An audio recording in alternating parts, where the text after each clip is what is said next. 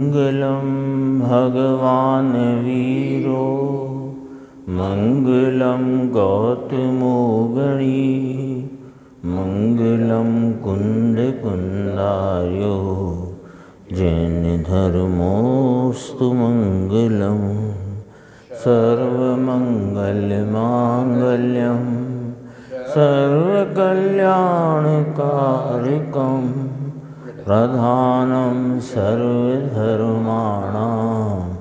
जैनं जयतु शासनं सहजानंद चैतन्य प्रकाशाय महीयसे नमो अनेकांत विश्रांति महिमने परमात्मने।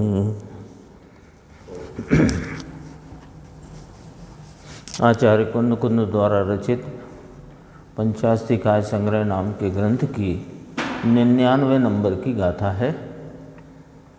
गाथा सूत्र है, जे खलु इंद्रिय गेझा विषया जीवे हिम होन्ति ते मुत्ता शेषम हवदियमुत्तम चित्तम उभयम समाधियदि। हैं जीव के जो विषय इंद्रिय ग्राह्य वे सब मूर्त हैं, शेष सब अमूर्त हैं। मन जानता है उभय को। यह मूर्त और अमूर्त के लक्षण का कथन है। पहले मूर्त अमूर्त बताए, चेतन अचेतन बताया, फिर सक्रिय निष्क्रिय द्रव्यों का वर्गीकरण किया। अब मूर्त और अमूर्त के वर्गीकरण में उनके लक्षण कहते हैं कि जो पदार्थ जीवों को इंद्रिय ग्राह्य विषय हैं वे मूर्त हैं और शेष पदार्थ समूह अमूर्त है।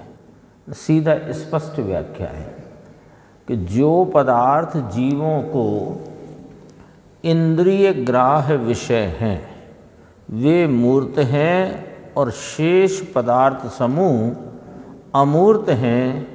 चित्त उन दोनों को ग्रहण करता है, नाम जानता है। चित्त नाम मन है ना, मन के अवलंबन से वह दोनों प्रकार के मूर्त अमूर्त दोनों विषय जानने में आते हैं। अब देखो, इसमें व्याख्या करते हैं टीकाकार आचार्य अमृतचंद्र देव। इस लोक में जीवों द्वारा, क्योंकि जानने वाला तो जीव ही है, तो इस लोक में जीवों द्वारा स्पर्शन इंद्रिय, रसनेन्द्रिय, घ्राणेन्द्रिय और चक्षुर इंद्रिय, 4 इंद्रिय हुई। स्पर्शन इंद्रिय, रसनेन्द्रिय, घ्राणेन्द्रिय, चक्षुर इंद्रिय, इनके द्वारा उन इंद्रियों के विषयभूत, तो चक्षु स्पर्शन इंद्रिय का विषयभूत स्पर्श नामक विषय, रसनेन्द्रिय का विषयभूत रस नामक विषय, घ्राणेन्द्रिय का विषय गंध नामक घ्राणेन्द्रिय का विषय गंध हुआ, और चक्षुर इंद्रिय का विषय वर्ण स्वभाव वाले पदार्थ। यानी स्पर्श, रस, गंध और वर्ण जिनका स्वभाव है, ऐसे पदार्थ जीवों को इन 4 इंद्रियों से ज्ञात होते हैं, निमित्त से, है ना। उन इंद्रियों से मतलब उन इंद्रियों के निमित्त से अपनी ज्ञान स्वभाव की सामर्थ्य में यह जो पदार्थ स्पर्श रस गंध वर्ण वाले स्वभाव के हैं वे पदार्थ ज्ञात होते हैं जीवों को अपने ज्ञान सामर्थ्य में इन 4 इंद्रियों के निमित्त से। तथा श्रोत इंद्रिय द्वारा, कर्ण इंद्रिय द्वारा वही पदार्थ माने वे ही मूर्त पदार्थ, स्पर्श रस गंध वर्ण स्वभाव वाले ही पदार्थ उसके नाम श्रोत्रेंद्रिय या कर्णेंद्रिय के विषय हेतु भूत शब्द आकार परिणमित होते हुए ग्रहण होते हैं। क्योंकि शब्द नाम का भाव किसी पुद्गल के गुण का नहीं है। जो स्पर्श रस गंध वर्ण वाले जो वो पुद्गल द्रव्य हैं, उनका ही ऐसा जो परिणाम, उनके ही परिणमने की ऐसी दशा जो शब्दाकार परिणमित है, तो वह कर्णेंद्रिय का विषय हेतुभूत है। यानी उस वह भी जीव द्वारा अपनी ज्ञान सामर्थ्य से कर्णेंद्रिय के निमित्त से वे पुद्गल शब्दाकार परिणमित ज्ञात होते हैं, सो वे मूर्त हैं, है ना। मूर्त की टोटल व्यवस्था बता दी। 5 इंद्रियां कहीं जीव की, एक मन कहा, क्योंकि 6 ही द्रव्यों में जानने वाला एक जीव द्रव्य है, और तो कोई जानने वाला है नहीं। अब हाँ, अब वो जानने वाले की अपेक्षा से ही तो अपन कहेंगे ये मूर्त है, ये अमूर्त है। तो जानने वाला है जीव, जानता है अपनी ज्ञान सामर्थ्य से जिन पदार्थों को स्पर्श रस गंध वर्ण स्वभाव वाले अपने स्पर्शन इंद्रिय, रसनेन्द्रिय, घ्राणेन्द्रिय, चक्षु इंद्रिय के निमित्त से जो स्पर्श रस गंध वर्ण वाले स्वभाव के पदार्थ जाने जाते हैं पुद्गल, वे मूर्त हैं। और वे ही पदार्थ जब कर्णेंद्रिय के विषय हेतुभूत होते हैं, किस प्रकार के शब्दाकार परिणमित होते हुए, सो वे कर्णेंद्रिय के निमित्त से ज्ञान में जाने जाते हैं, सो वे सब पुद्गल हैं और वे ही मूर्त हैं। अब इसी को और आगे देखो, इतनी तो बात हो गई, ये अभी सामान्य चर्चा हो गई। अभी अपन प्रति समय ये जान रहे हैं ना, इन 5 इंद्रियों के निमित्त से अपनी ज्ञान सामर्थ्य में ये स्पर्श रस गंध वर्ण रूप विषयों को और शब्द रूप विषय को अपन जान रहे हैं। अब आगे कहते हैं, सो ये मूर्त हैं, पर मूर्त की और व्याख्या बारीकी से समझो। यहाँ पर कदाचित स्थूल स्कंदपने को प्राप्त होते हुए, कदाचित सूक्ष्मत्व नाम सूक्ष्म स्कंदपने को प्राप्त होते हुए, और कदाचित परमाणुपने को प्राप्त होते हुए वे इंद्रियों द्वारा ग्रहण होते हों या कि न होते हों। कोई सूक्ष्म स्कंद है वो नहीं ज्ञात होता, परमाणु तो होता ही नहीं इंद्रियों के द्वारा ज्ञात, लेकिन सूक्ष्म स्कंद भी कोई ऐसी सूक्ष्मता को प्राप्त है जो इन इंद्रियों द्वारा कदाचित ज्ञात नहीं होता, है ना। तेजस कारमान शरीर आदि वे सूक्ष्म स्कंद है ना, वे ज्ञात नहीं होते। परमाणु तो ज्ञात होता ही नहीं। तो कितनी व्यवस्थित टीका है। अपन ये सोचो, आचार्य परमात्मा कितनी व्यवस्थित यहाँ पर व्यवस्था अपने सामने रखते। कोई हाँ मूर्तिक को जानता है, अरे जो तुम नहीं जान पा रहे वे और भी मूर्त है ऐसे। अभी तो यहाँ अपन इस कमरे में बैठे हैं मंदिर के इस हॉल में, तो ये टेबल चटाई बेंच चौकी ये स्थूल को तो अपन जान रहे हैं। यहाँ कोई कदाचित सर्दी है तो ठंडी हवा का स्पर्श भी जान रहे हैं, है ना। कोई गंध हो तो उसे भी जाने, रस का यहाँ प्रसंग नहीं है हो तो जाने, और शब्दों को जान ही रहे हैं। तो क्या इतने ही मूर्त पदार्थ हैं कि नहीं रुको।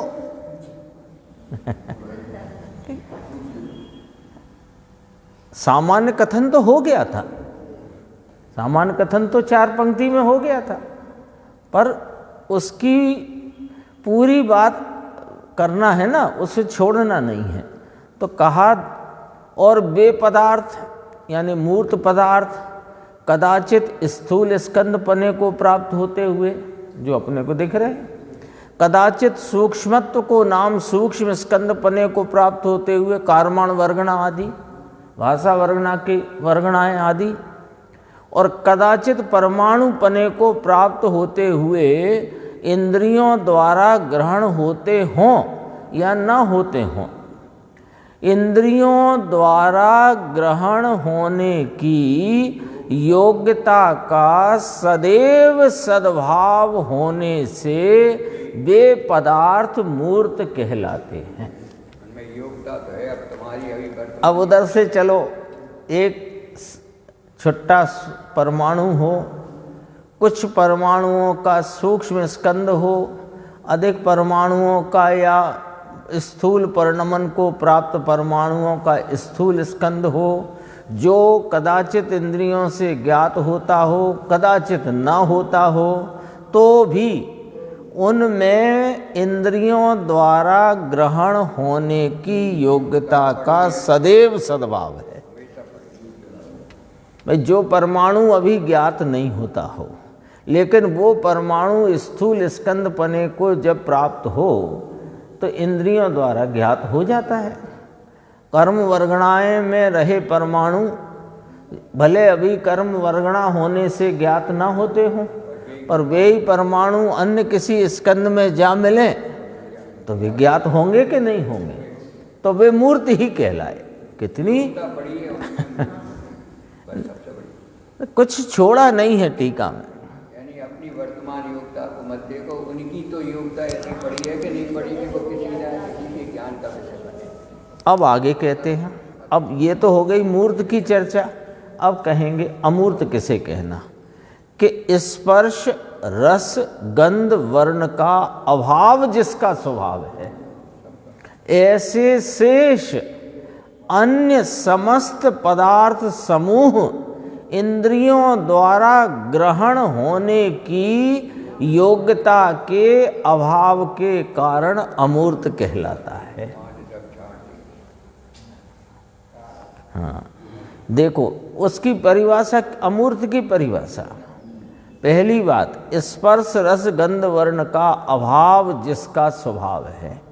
तो कोई कहे कि हमको जो स्वतंत्र एक पुद्गल परमाणु हैं, सूक्ष्म कारमाण वर्गणाएँ आदि ऐसी सूक्ष्म पने परिणमित स्कंद हैं, वे हमें ज्ञात नहीं होती, तो उन्हें हम अमूर्त कह सकते हैं क्या?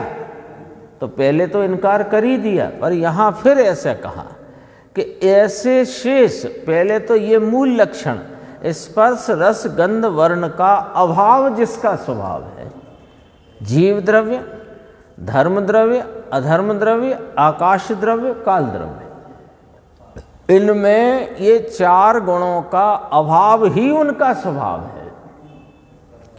अब कहते हैं ऐसे शेष, ऐसा शेष अन्य समस्त पदार्थ समूह इंद्रियों द्वारा ग्रहण होने की योग्यता के अभाव के कारण इसमें कभी भी किसी भी रूप से यह इन पांच इंद्रियों द्वारा ग्रहण हो सके, ऐसी इनमें योग्यता का अनादि अनंत सदैव अभाव है। कभी इंद्रियों का विषय बनी इसलिए इन्हें अमूर्त कहा। व्याख्या देखो कितनी समीचीन है, पूरी है, कोई उसमें अधूरास रही नहीं।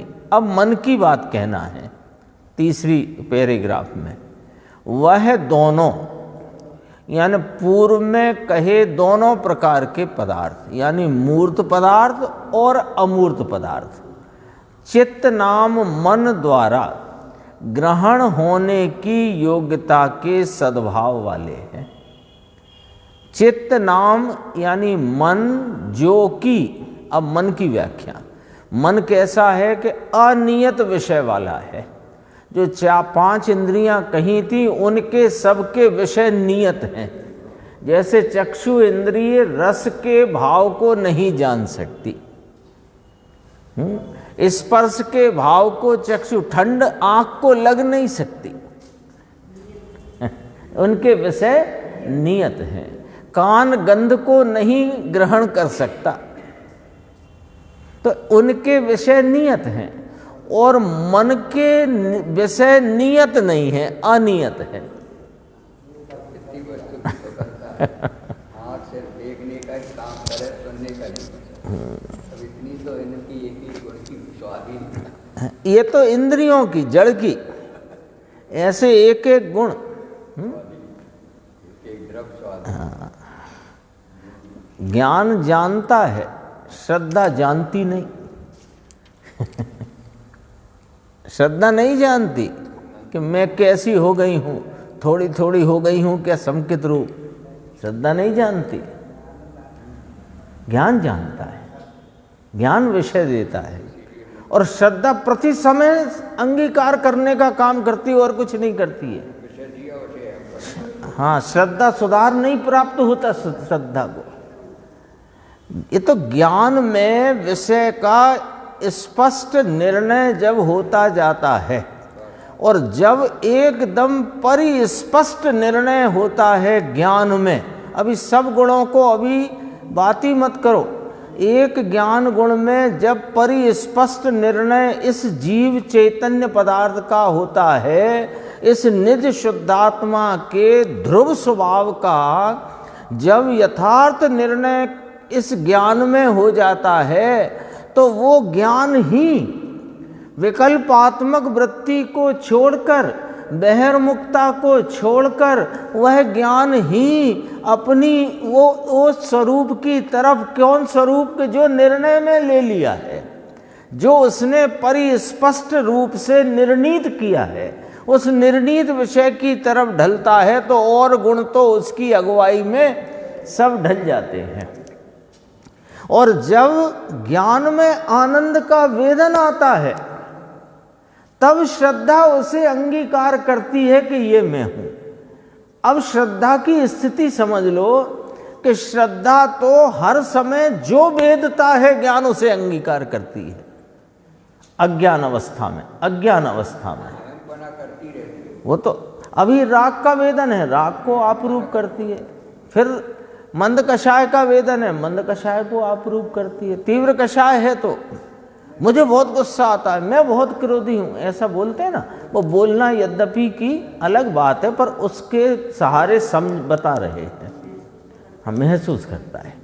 फिर जब इसने स्वरूप ज्ञान ने अपनी लीडरशिप में अनंत गुणों को ज्ञान जब ढला अंदर में, तो वहां पर नियम से आनंद का वेदन आता है, नियम से। और आनंद के वेदन को होते ही वो ज्ञान, वहां अप्रत्यभी ज्ञान काम करेगा, क्योंकि उसने निर्णय किया है कि मैं आनंद रूप हूं, और उस आनंद के वेदन पर ये मैं ही हूं, ऐसा जो ज्ञान ने कहा, तो श्रद्धा ने झट अंगीकार किया कि ये तो मैं त्रिकाली ध्रुव आनंद स्वरूप ज्ञायक वस्तु तत्व हूं। हाँ, मैंने समझा दिया आपको। हाँ, मैंने समझा दिया, इसीलिए तो वो बात उठाई है। ऐसे नहीं होता है जैसे देख रहे थे, हाँ, ऐसे होता है जैसा अभी अपन ने बात करी। चारित्र क्या कर रहा है उस समय कि चारित्र जो उपयोग बाहर को जाता है तो वहाँ उपयोग को रोक देता है। ये चारित्र का इतना ही काम है। उपयोग अंदर आता है तो यहाँ रोक दे, बाहर जाए तो बाहर रोक दे। उपयोग को लगाने का काम चारित्र करता है, और कोई चारित्र का अलग काम नहीं है। श्रद्धा अहम करती है और आनंद प्रकटता है, कैसे कि स्वसन्मुखता में। अब जिसने दृष्टि कर ली, और थोड़ी सी बात, जिसने एक बार इस चैतन्य स्वभाव की दृष्टि कर ली, उसको मैं ज्ञायक हूं ऐसी प्रतीति का दृढ़ स्तंभ कायम हो गया। अब उपयोग बाहर जाता है, रागादि का वेदन होता है। अब श्रद्धा उस राग में एकत्व नहीं करती, अपितु अपने ज्ञायक के एकत्व में रहती हुई वो राग को इसलिए अब ज्ञान राग को अपने से न्यारा जानता हुआ प्रवर्तता है, क्योंकि एक तो उसने निर्णय कर लिया है और निर्णीत वस्तु का आलम्बन ले लिया है। कौन ने? ज्ञान ने। और उधर उत्पन्न हुए आनंद की प्रतीति उसने कर ली है, तो उसकी अब दृष्टि भटकती नहीं, तो दृष्टि के जोर में वो राग को हमेशा अपने से भिन्न जानता है। ये ज्ञान का परिणमन इस प्रकार है। ज्ञान ही अगुवाई, ज्ञान की, अरे मोक्ष मार्ग ही ज्ञान द्वारा चलता है। सच्चाई तो ये है। पुरुषार्थ क्या करता है कि पुरुषार्थ भी ज्ञान की बहिर्मुखता को रोक कर स्वरूप सन्मुख करने का कार्य वो करता, तो ज्ञान ही होता, तो ज्ञान ही स्वरूप सन्मुख है। विषय तो ज्ञान ही बदल देता है, पर वो पुरुषार्थ कहलाता है, क्योंकि बाहर अब नहीं रोकता ज्ञान और अंदर को चला जाता है। तो ज्ञान ने विषय दिया और दाने हैं। और पूरा मोक्ष मार्ग ज्ञान पे चलता है। बोलो, स्थिरता कौन करता है? कि चारित्र के नहीं, सुनो, उपयोग रुक जाता है, ये चारित्र करता है, पर रुकता कौन है? कि उपयोग। उसका नाम चारित्र है। चारित्र का अलग से काम बताओ कोई आप। जो ज्ञेयों में जाता था वो ज्ञान में प्रतिष्ठित हुआ। वो ज्ञान जो स्वरूप सन्मुख हुआ, तो ज्ञान हुआ, उसमें पुरुषार्थ कहने में आया, क्योंकि एक गुण में अनंत गुण का रूप है और प्रत्येक गुण अपने अपने रूप है। ये महा फार्मूला है। ये वस्तु की संरचना का महान फार्मूला है। ये प्रत्येक गुण अपने अपने रूप है। बात इंद्रियों में से निकलाई और वो कहाँ आ गई? देखो, आँख का काम करे, कान कान का काम करे, बात वहाँ से निकली। प्रत्येक गुण, ये तो बिल्कुल ऐसे समझ लो कि जैसे 5 में 5 का गुणा करने से 25 ही आता है। ऐसा ही है, ऐसा ही है। प्रत्येक गुण अपने अपने रूप है और प्रत्येक गुण में अनंत गुण का रूप है। जब उपयोग स्वरूप सन्मुख होता है तो उपयोग होता है, उसमें जो पुरुषार्थ का रूप है, तो पुरुषार्थ ऐसा जागृत हुआ कि स्वरूप सन्मुख उपयोग हो गया, तो वहां आनंद की उत्पत्ति हुई। क्योंकि आनंद तो इसलिए बैठा है कि मेरी तरफ देखोगे तो मैं प्रकट हूं, मेरी तरफ नहीं देखोगे तो दुख प्रकट है, चाहे ज्ञानी ही क्यों ना हो। उसको वो तो अपने सिस्टम पे चलता है बिल्कुल। मेरी तरफ देखोगे, जितना रोकोगे उतना आनंद लो। जान दो बस। तो स्वसन्मुख ज्ञान ही उसकी लीडरशिप करता है। यद्यपि अनंत गुण झुकते हैं अंदर स्वरूप में, लेकिन लीडर तो ज्ञान ही है, क्योंकि निर्णय ज्ञान ने किया है। निर्णीत वस्तु का लक्ष्य भी ज्ञान ही करता है। लक्ष्य करना श्रद्धा का स्वभाव नहीं, चारित्र लक्ष्य कराता नहीं, पुरुषार्थ कराता नहीं। लो, ज्ञान करता है तो वह पुरुषार्थ कहा जाता है, और वहां रुकता है तो चारित्र कहा जाता है, और वह श्रद्धा अंगीकार करती है तो उसे सम्यक दर्शन कहा जाता है। ज्ञान है उसकी ओर झुके, उसे पुरुषार्थ कहते हैं, पर की ओर झुके। बात ऐसी है ना। तत्व का स्वरूप इस प्रकार है।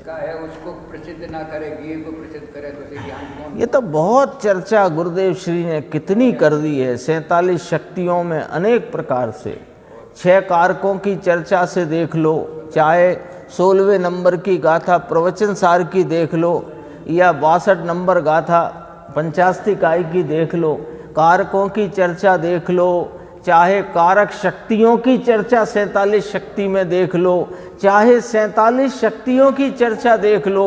गुरुदेव ने तो बिल्कुल मार्ग को ऐसा स्पष्ट कर दिया है।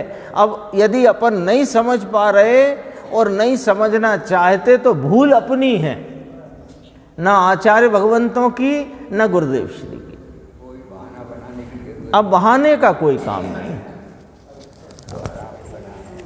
क्यों समझ क्यों नहीं आ रहा? कि समझना नहीं चाहते, बस, और दूसरी कोई बात नहीं है। दूसरी कोई बात नहीं है। और समझना चाहे और समझ में ना आए ऐसा है नहीं है।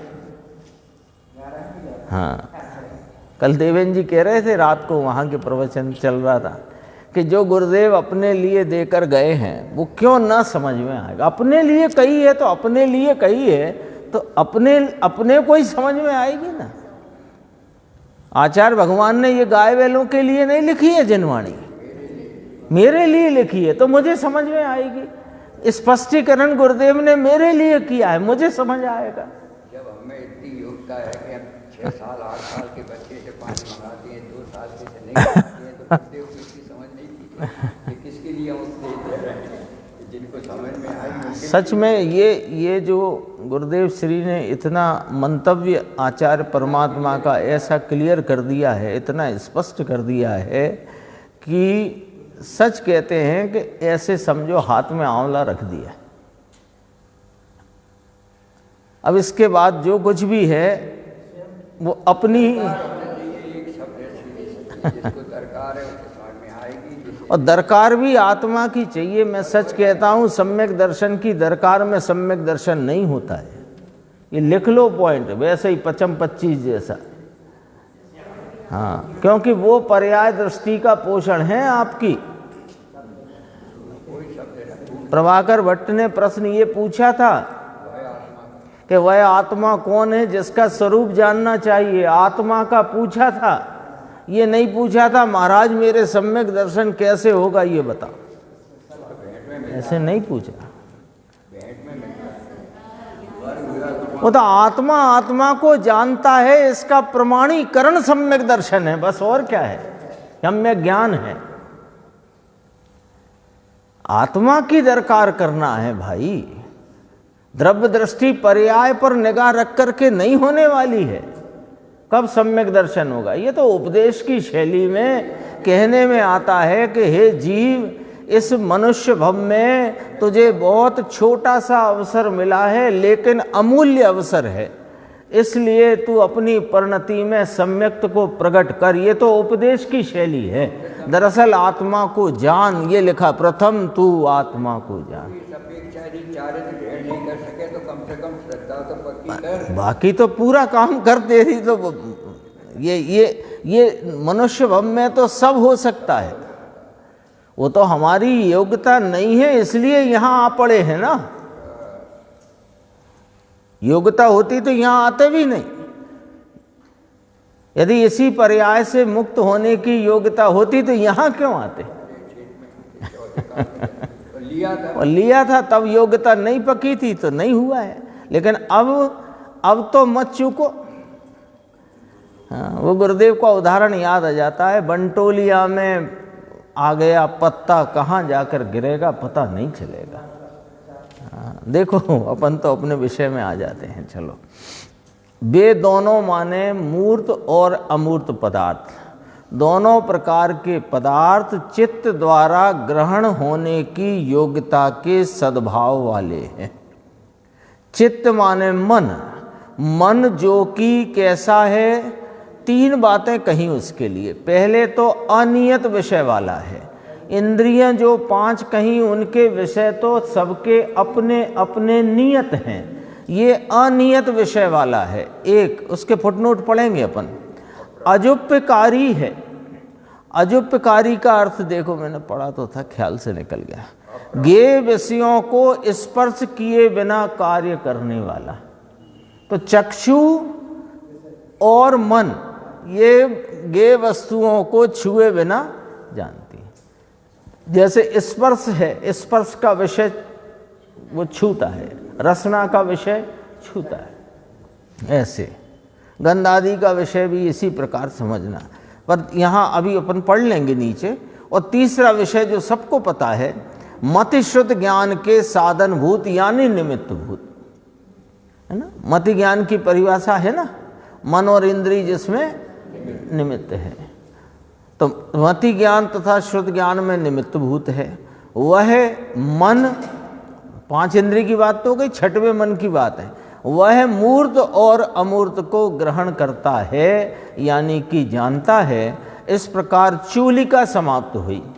ये बीच में ये चर्चा यहाँ पर प्रस्तुत करी थी, वो हुई। अपन फुटनोट देखते हैं, पहले देखो। पहला शब्द आया था अनियत विषय वाला।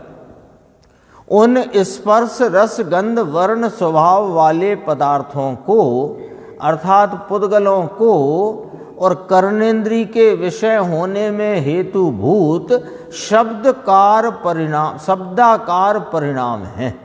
इसलिए वे पदार्थ पुद्गल, वे ही पुद्गल शब्दाकार परिणमित होते हुए श्रोत्रेंद्रिय यानी कर्ण इंद्रिय द्वारा ग्रहण होते हैं। अनियत विषय, उनके तो सबके नियत है, ये चर्चा अपन कर चुके। दूसरा अनियत का फिर कहा अनिश्चित। जिस प्रकार 5 इंद्रियों में प्रत्येक इंद्रिय का विषय नियत है, उस प्रकार मन का विषय नियत नहीं है, अनियत है।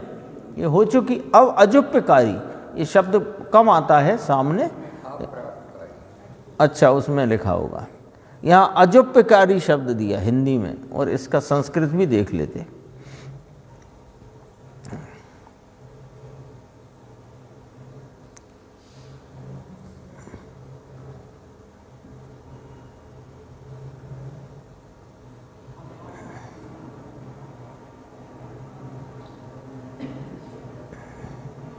हाँ, अप्राप्यकारी शब्द है संस्कृत में। हाँ, जो विषय है भी नहीं उसको भी मन जान ले। प्राप्त किए बिना, यानी उसका अर्थ किया है। यहाँ पढ़ते हैं अपन, देखो यहाँ अजुप्यकारी शब्द है हिंदी में, भाई साहब ने बताया अप्राप्यकारी है, और संस्कृत में भी अप्राप्यकारी, एक ही बात है, पर्यायवाची शब्द है वो। गे विषयों का स्पर्श किए बिना कार्य करने वाला। क्या कार्य करना है? जानना, जानने में निमित्त होना। वास्तव में जानना नहीं करता, जानने में निमित्त होना। तो क्या कार्य करने वाला? कि जानने वाला माने जानने में निमित्त होने वाला। मन और चक्षु अजुप्यकारी हैं, और चक्षु के अतिरिक्त 4 इंद्रियां प्राप्यकारी हैं। तो अप्राप्यकारी प्राप्यकारी, ऐसे कर लो उसका शब्द। चक्षु भी अग्नि को छुए बिना अग्नि को जानता है, बर्फ को छुए बिना बर्फ को जानता है ना। बर्फ को, उसके वर्णाधिक भाव को, रूपाधिक भाव को, और बर्फ की शीतलता को स्पर्श इंद्रिय स्पर्श द्वारा जानती है कि नहीं। तो गे विषयों को स्पर्श किए बिना कार्य करने वाला, यानी जानने में निमित्त होने वाला मन और चक्षु, 2 इंद्रिय लिए। मन और चक्षु अजुप्यकारी या अप्राप्यकारी हैं। चक्षु के अतिरिक्त 4 इंद्रियां प्राप्यकारी हैं। प्राप्यकारी वन जो उन्हें विषय प्राप्त होए फिर वे जाने, और ये विषय दूर रहे तो भी ये जाने। इतना यहाँ पर कहना था। अब गुरुदेव का व्याख्यान देखो। अब मूर्त अमूर्त पदार्थ किसे कहना है यह बताते हैं। जीवों से इंद्रियों द्वारा ज्ञात होता है वे पुद्गल पदार्थ जो हैं वे मूर्तिक हैं। इंद्रिय ग्राह्य अर्थात इंद्रियां पदार्थ को पकड़ नहीं लेती। ग्राह्य का अर्थ जी पकड़ना नहीं समझना, यानी इंद्रियों के निमित्त से ज्ञात होता है ज्ञान में, ज्ञान की सामर्थ्य से। वह पुद्गल मूर्तिक है, और पुद्गल से भिन्न पदार्थों को अमूर्तिक जानना। संक्षिप्त व्याख्या तो हो गई। अब इसका भावार्थ यानी उसके टीका से चर्चा है। इस लोक में स्पर्श रस गंध वर्ण वाले पदार्थ, स्पर्शन जीव नाम रसना, नासिका नाम घ्राण और नेत्र नाम चक्षु, इन 4 इंद्रियों द्वारा ज्ञात होते हैं। भाव इंद्रिय द्वारा पदार्थ ज्ञात होते हैं, उनमें द्रव्य इंद्रिय निमित्त है। ज्ञान तो ज्ञान का ही काम करे। ये गुरुदेव की शैली देखो क्या है। जड़ में कहाँ गया? नाक सूंघती है, खुशबू बदबू गंध सुगंध दुर्गंध, कि नाक नहीं सूंघती। वो घ्राण भाव इंद्रिय के परिणमन में ज्ञान के द्वारा, और निमित्त जिसमें घ्राण इंद्रिय है, और उसका विषय नियत है। ना, कितना स्पष्ट है, कहीं कोई उलझन नहीं है। वे सब पुद्गल हैं, मूर्तिक हैं। इंद्रियां उन पर पदार्थ को ग्रहण नहीं करती, छोड़ती नहीं, परंतु आत्मा कर्म को ग्रहण करता और छोड़ता है, ऐसा भी नहीं होता। हाँ, ये तो ठीक है कि अग्नि आदि को ग्रहण नहीं करती ये चक्षु इंद्री, है ना, तो कर्म को तो करती है ना। जीव ने इतने कर्म बांधे, इतने छोड़े, इतने ये निर्जरा करी, इतने का क्षय किया, इतने का उपशम किया, कि ना भाई, जीव ने कुछ नहीं किया, न उपशम किया, न क्षयोपशम किया, न खिराए, न जलाए। आता है ना, जब मुनिराज ध्यान अग्नि लगाते हैं तो कर्म जल जाते हैं। अरे ये सब तो कथन उपमा दे करके बताए हैं कि ध्यान अग्नि द्वारा जब अपने स्वरूप में स्थिर होते हैं अपनी ध्यान क्रिया द्वारा, तो उसे अग्नि की उपमा दी। और ध्यान अग्नि, तो उसे अग्नि की उपमा दी, उस स्वरूप की एकाग्रता के परिणमन को। कौन रुका हुआ है? उपयोग रुका हुआ है। उपयोग के रुकने का नाम चारित्र कहलाया। आ गई बात, फिर वही आ गई थोड़ी सी। और उस समय में जो पूर्व के बंधे हुए कर्म हैं वे स्वयं ही अपनी योग्यता प्रमाण में खिरते जाते हैं। गुरुदेव निर्जरा की परिभाषा करते हैं 3 पॉइंट, कहीं पढ़ लेना आप, निर्जरा की जब बात आएगी गुरुदेव 3 पॉइंट बोले। शुद्धि की वृद्धि, अशुद्धता का टलना और निमित्त में कर्मों का खिरना, ये इसका नाम है निर्जरा की। कहीं कोई अब बताओ, ये गुरुदेव के 3 वाले बहुत है ऐसे 3 वाले गुरुदेव के, लेकिन एकदम तत्व निर्णय में बहुत कार्यकारी है। कोई पूछता है कि शास्त्र में, अब यहाँ से कर्मों की बात जरा गुरुदेव की बारीकी से देखना है। आत्मा कर्म को ग्रहण करता है और छोड़ता है, ऐसा भी नहीं होता। पहले ये निर्णय कर लो, पहले इतनी बात कही। अब अपन कहाँ भूल रहे हैं वो बात बताते हैं। कोई पूछता है कि शास्त्र में कथन आता है कि आत्मा के कषाय परिणाम से स्थिति और रस नाम अनुभाग का बंध पड़ता है और योग से प्रदेश और प्रकृति का बंध पड़ता है। तो उसका क्या हुआ फिर? आप बताओ साहब। आपने कहा कि आत्मा कर्मों को ग्रहण नहीं करता और त्याग नहीं करता, तो फिर शास्त्र में जो कथन है कि आत्मा अपने कषाय परिणाम से जो कर्म बंधते हैं उनमें स्थिति और रस का बंध तो कषाय से और प्रकृति और प्रदेश योग से। हाँ, करणान योग में साफ साफ लिखा है।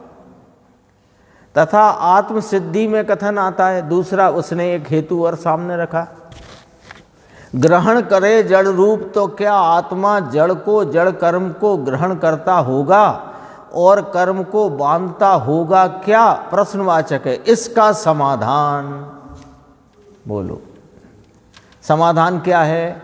यह सब निमित्त के कथन हैं। निमित्त के कथन हैं। कौन सी ट्रेन से आए?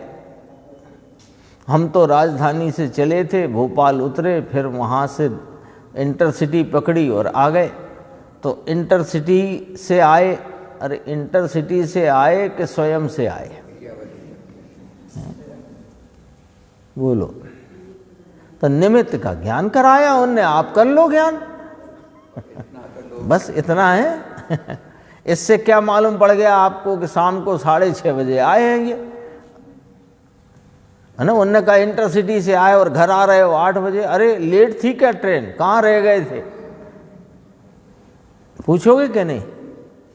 बस इतना ही है। ये सब निमित्त के कथन हैं। जीव का विकारी भाव वहाँ पर है, इसे बतलाने के कथन हैं। कर्म तो अपनी योग्यता से आते हैं और बंधते हैं, उसमें आत्मा के विकार का निमित्तपना बतलाना है। अरे इस आत्मा में तो पर के ग्रहण त्याग शून्यत्व रहित पने की शक्ति है। आता है ना 47 शक्तियों में, त्यागोपादान शून्यत्व शक्ति। भावेंद्रियां पदार्थ को मात्र जानती हैं। देखो सब पूरी बात खोल देंगे यहाँ पर। जड़ इंद्रियां नहीं जानती। भावेंद्रियां किसे कहा कि ज्ञान की परिणमन में उस समय की विकास रूप अवस्था जिसमें रूपादि पदार्थ विषय बने तो चक्षुर इंद्री निमित्त होती है, तो फिर वो चक्षु भावेंद्री कहलाता है। इधर से चलाओ ना रेलगाड़ी, उधर से मत चलाओ। अपन भी देखो, यदि अपना उपयोग नहीं है तो भले अपने सामने से निकल जाए। अरे निकल क्या जाए, पूरा भोजन कर जाओ और नमक नहीं हो तो पता नहीं कोई दूसरे विषय।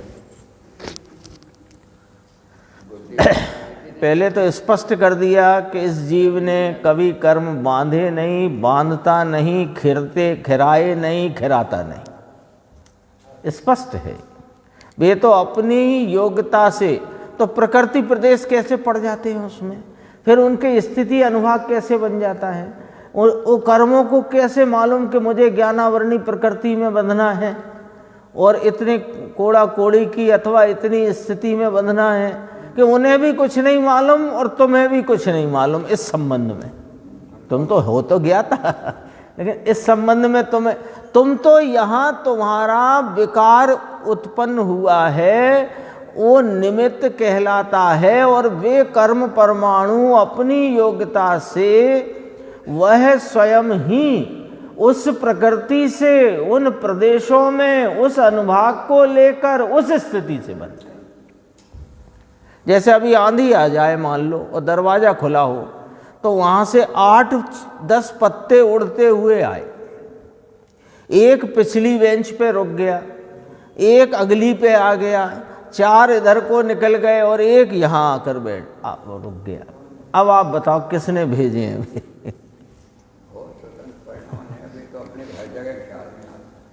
वो तो जिसकी जैसी योग्यता थी वे उस प्रकार आए और ठहर गए। ऐसा ही कर्मों का सारे पत्ते क्यों नहीं झड़े? बहुत है, बहुत है। जिन गेहूं का खेत में तो उगना है लेकिन बिकना नहीं है, वे नहीं बिकते। और बिक कर के उपभोक्ता के घर आ गए तो पिसना नहीं है, वे नहीं पिसते। और पिस भी गए और पेट में नहीं जाना है तो नहीं जाते। देख लो आप, अपने तो रोज का ही काम है, नहीं है? देखो अब आगे कहा भावेंद्रियां पदार्थ को मात्र जानती हैं। यहाँ कहा है कि इंद्रियों द्वारा जानने में आने वाले पदार्थ मूर्तिक हैं। वे किसी समय स्थूल स्कंद रूप धारण करें, किसी समय सूक्ष्म स्कंद रूप हैं, किसी समय परमाणु हैं। ये सब मूर्तिक हैं क्योंकि इनमें इन इंद्रियों द्वारा ग्रहण होने की योग्यता सदैव विद्यमान है। आ गई थी टीका में पंक्ति। कोई सूक्ष्म स्कंद अथवा परमाणु इंद्रियों द्वारा जानने में नहीं आता तो भी उन पुद्गलों में ऐसी शक्ति है कि किसी समय स्थूलता को धारण करता है और इंद्रियगम हो जाता है। इसलिए चाहे जैसे सूक्ष्म स्कंद को अथवा परमाणु हो, वो उस दशा में रहा हुआ कदाचित वह इंद्रिय का विषय ना बने, लेकिन उसमें इंद्रिय का विषय बनने की योग्यता सदैव विद्यमान है। वर्तमान में भले इंद्रियों द्वारा ज्ञात नहीं होते, परंतु इंद्रियों द्वारा जानने की योग्यता है। इसलिए उन्हें मूर्तिक पुद्गलों को इंद्रिय ग्राह्य कहा है। आत्मा किसी भी इंद्रिय द्वारा ज्ञात हो ऐसा नहीं है। अलिंगरण में पहली बात, आत्मा इंद्रियों द्वारा जाना नहीं जाता और आत्मा इंद्रियों द्वारा जानता नहीं है। 2 बोल है अलिंगरण में। जानता भी नहीं है इंद्रियों द्वारा और जाना भी नहीं जाता है। तब 6वें बोल में कहा स्वभाव से प्रत्यक्ष ज्ञाता है। कितने आचार्य परमात्मा क्या क्या नहीं दे गए, माला माल कर दिया है ना। वे पांच इसी प्रकार धर्म अधर्म आकाश काल भी अतीन्द्रिय हैं। वे पांचों पदार्थ स्पर्श रस गंध वर्ण से रहित हैं तथा इंद्रिय द्वारा ज्ञात हों ऐसे नहीं हैं। इसलिए उन पांचों को अमूर्तिक जानना, वो मूर्तिक लिखा है उसे अमूर्तिक पढ़ना, अमूर्तिक, यहाँ हिंदी में गलत हो गया है, अमूर्तिक जानना। भाव मन के उघाड़ से और द्रव्य मन के निमित्त से। यहाँ भी ध्यान रखना, वो मन नहीं जानता है। मन को अभी कहा ना कि मन मूर्तिक अमूर्तिक दोनों प्रकार के विषयों को बिना उन ज्ञेयों को स्पर्श किए बिना जान लेता है, तो उसका अर्थ समझना। भाव मन के उघाड़ से यानी ज्ञान की उस प्रकार की क्षयोपशम की उस समय प्रवर्तमान दशा जिसमें मन का अवलंबन है, उस दशा का नाम है भाव मन, और जिसका अवलंबन है उसका नाम है द्रव्य मन। ऐसे है, भाव मन के उघाड़ से और द्रव्य मन के निमित्त से मूर्तिक और अमूर्तिक दोनों प्रकार के पदार्थ जाने जा सकते हैं। मेरा आत्मा स्वतंत्र है। तो देखो, कोई कहे कि आत्मा अमूर्तिक है तो मन से जानने में आएगा कि नहीं आएगा? मन से जानने में नहीं आएगा। मन के द्वारा उसका निर्णय ज्ञान में बहिर्मुख रूप से विकल्पात्मक हो सकता है, अनुभव में नहीं आ सकता। निर्णय में मन का निमित्त है, अनुभव में निमित्त। हाँ, उसमें बनारसी दास जी ने कहा ना, मन पावे विश्राम, वस्तु विचारत ध्यावते मन पावे विश्राम, और रस स्वादत सुख उपजे अनुभव या को नाम लो। ये 4 लाइन और याद आ गई। ये चार पद है ना, ये 2 लाइन के। ये सम्यक दर्शन की घोषणा यहाँ हो जाती है, रस स्वादत सुख उपजे। मेरा आत्मा स्वतंत्र है, इंद्रिय और मन से ज्ञान नहीं होता, मेरे आत्मा के आश्रय से ज्ञान होता है। ऐसी प्रतीति और ज्ञान करके स्वभाव का आश्रय लेने से लो। पहले क्या करना कि ये विश्वास करना, ये जो प्रतीति शब्द है ना, ये प्रतीति शब्द है दृढ़ निर्णय के संबंध में। तो ऐसा दृढ़ निर्णय और ज्ञान करके स्वभाव का आश्रय लेना, तो उस समय जो सम्यक मति श्रुत ज्ञान प्रकट होता है, वह ज्ञान स्वयं को जानते हुए पर को जान लेता है, सपर प्रकाशक है। सूक्ष्म परमाणु तेजस कारमान इत्यादि का ख्याल अनुमान से आ जाता है। अनुमान की भी व्याख्या आई है गुरुदेव की, स्वयं स्वरूप का अनुसरण करके जो पर पदार्थों का अथवा अपने पदार्थ का मान किया जाए वो अनुमान है। धर्म, ये अनुमान शब्द की परिभाषा इसलिए समझना, ये 3 बोल आते हैं अलंकरण में। इंद्रिय प्रत्यक्ष चिन्ह से अनुमान नहीं किया जा सकता, अनुमेय मात्र नहीं है, अनुमाता मात्र नहीं है। 3 बोल आते हैं, तीसरा चौथा पांचवा, फिर छठवें में कहते हैं स्वभाव से प्रत्यक्ष ज्ञाता है। ऐसी पहले तो 2 बोल इंद्रिय क्या, इंद्रिय से जानता नहीं, इंद्रिय द्वारा जाना जाता नहीं। फिर अनुमान के 3 आए, तो वो तीसरा भी इंद्रिय का ही है वास्तव में। इंद्रिय प्रत्यक्ष चिन्हों के अनुमान से, जैसे धुआं देखकर अग्नि का अनुमान होता है, ऐसे आत्मा का अनुमान नहीं होता है। अलिंग ग्रहण है जो चौथा पांचवा है, वो अनुमाता मात्र नहीं, अनुमेय मात्र नहीं, ऐसा कहा। वहाँ अनुमान के लिए यही परिभाषा लगाना है अपने को, स्वरूप का अनुसरण करके जो मान किया जाए वो अनुमान है।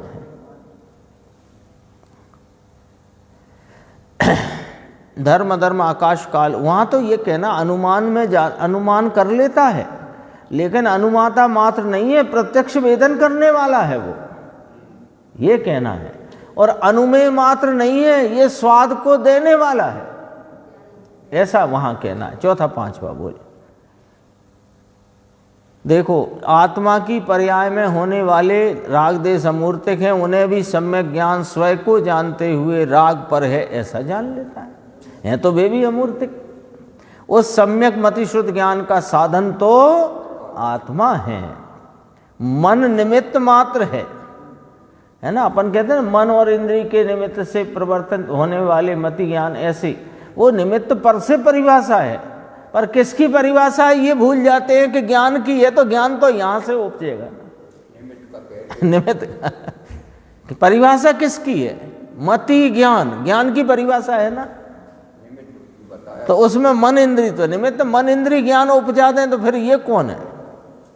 फिर तो ये तो उनमें ही ज्ञान हो गया, तो फिर है ये कौन सा आप फिर कैसे कहें?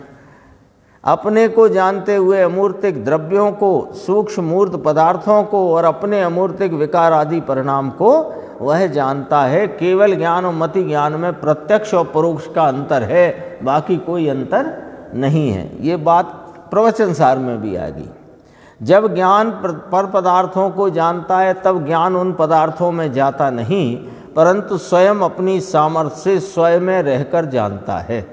मति शुद्ध ज्ञान का साधन आत्मा है, मन निमित्त मात्र है। इस प्रकार मन के निमित्त से मूर्त अमूर्त पदार्थ जाने जा सकते हैं। वर्तमान में जो स्थूल मूर्त स्कंद इंद्रिय द्वारा ज्ञात होते हैं वह विभाव पर्याय है, परमाणु के वह संयोगी पदार्थ है। उनके आपस में अनेक परमाणुओं का संयोजन संयोग होकर के वो पदार्थ नाम को प्राप्त हुआ है, मूल पदार्थ नहीं है। एक परिभाषा आई थी, जिसके टुकड़े हो जाए वो मूल पदार्थ नहीं होता, अखंड चाहिए। वो व्यवहारने का विषय है। स्कंद को पदार्थ कहना व्यवहारने का विषय है। हाँ, निश्चय द्रव्य तो मूल परमाणु है, वह भी अतीन्द्रिय है, लेकिन वो कभी ना कभी इंद्रियों द्वारा ज्ञात होने से वह मूर्तिक है। इस प्रकार छह द्रव्य अतीन्द्रिय है और वे अतीन्द्रिय ज्ञान द्वारा ज्ञात हों ऐसे हैं। छह ही अतीन्द्रिय हो गए। परमाणु को मूल लिया, मूल द्रव्य, तो वो भी अतीन्द्रिय हो गया, और बाकी ये सब अतीन्द्रिय हैं ही। अपने आत्मा के आश्रय से अतीन्द्रिय ज्ञान होने पर ले, अतीन्द्रिय ज्ञान कब प्रकटता है कि जब आत्मा का आश्रय ले। अपने आत्मा के आश्रय से अतीन्द्रिय ज्ञान होने पर इंद्रियों से ग्राह्य कौन से पदार्थ हैं उसका यथार्थ ज्ञान होता है। अकेली इंद्रियों से काम करने जाए तो यथार्थ ज्ञान नहीं होता। यहाँ तक अपनी 99 गाथा। शेष चर्चा आगे की स्वाद।